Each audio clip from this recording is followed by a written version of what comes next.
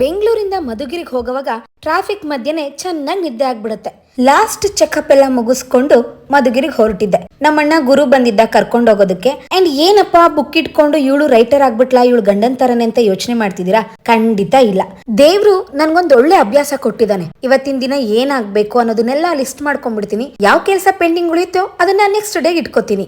On the way ಹೋಗ್ತಾ gift gallery ಅನ್ನೋ Instagram page ಅವರು ನನಗೆ ಸಿಕ್ಕಿದ್ರು ಅಂಡ್ ಒಂದೊಳ್ಳೆ ಫೋಟೋ ಫ್ರೇಮ್ ನ ಗಿಫ್ಟ್ ಮಾಡಿದ್ರು. Thank you so much gift gallery page.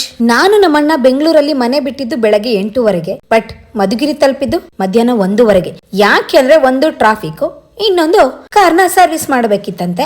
So ದಾಬಸ್ಪೇಟೆಯಿಂದ direct ಮಧುಗಿರಿಗೆ ಬರೋನು Tumakuru ಕಡೆ ಗಾಡಿ ತಿರ್ಗಿಸ್ತಾ. ಅಣ್ಣ ಬೆಳಗ್ಗೆ ಮನೆಗೆ ಬರ್ತಾನೆ ಚಿತ್ರಾನ್ನ ತಗೊಂಡ್ಬಂದಿದ್ದ. ಅಮ್ಮ ಅಂದ್ರೆ ನಮ್ಮಮ್ಮನ ತಂಗಿ ಆಂಟಿ, ಬಟ್ ನಾನು ಅಮ್ಮ ಅಂತ ಕರಿತೀನಿ. ಅವ್ರು ನಂಗೆ ಚಿತ್ರಾನ್ನ ಕಳ್ಸಿದ್ರು. ಸೊ ಅಂದಿವೆ ಅದನ್ನೇ ತಿನ್ಕೊಂಡೆ. ಇನ್ನು ಮನೆಗೆ ಬಂದು ಎಲ್ಲ ಆರ್ಟಿಫಿಷಿಯಲ್ ಉಗುರುಗಳನ್ನು ರಿಮೂವ್ ಮಾಡಿದೆ. ಉಗುರು ಗತಿ ಹಿಂಗಾಗಿತ್ತು.